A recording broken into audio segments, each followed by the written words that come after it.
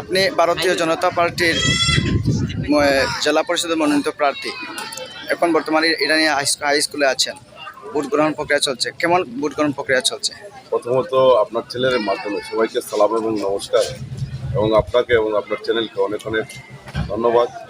আপনারা এত কষ্ট করে আমাদের অনেক জায়গায় গিয়ে জনসম্মুখে আজকের নির্বাচনের তথ্যগুলো তুলে ধরছেন, তার জন্য আবার ধন্যবাদ।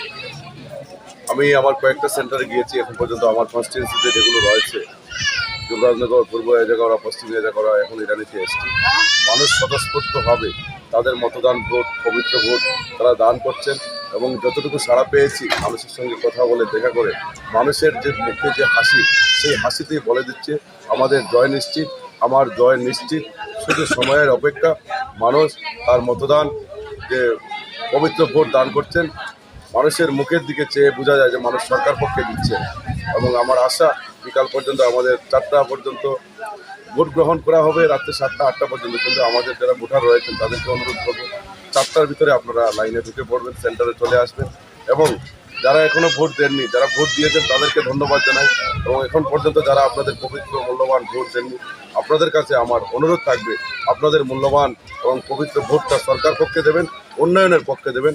আপনাদের ভোটের এই জয়ের হয়ে আমরা সমাজের জন্য, সমাজের সকল অংশের মানুষের জন্য, জাত পাত দলমত নির্বিশেষে আমরা উন্নয়নের জন্য কাজ করব, মানুষের জন্য কাজ করব। আচ্ছা, এখন পর্যন্ত কোনো জায়গাতে কোনো অপ্রীতিকর ঘটনা ঘটেছে? এখন পর্যন্ত আমি যতটা সেন্টারে গিয়েছি খুব পিসফুল ভোট হচ্ছে, খুব সুন্দর ভোট হচ্ছে, একটা উৎসব মেজাজে ভোট হচ্ছে। কারোর মধ্যে কোনো প্রতিক্রিয়া নেই।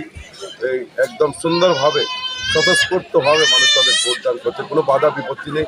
খুব সুন্দরভাবে উৎসব মেজাজে ভোট হচ্ছে। Thank you sir. Thank you.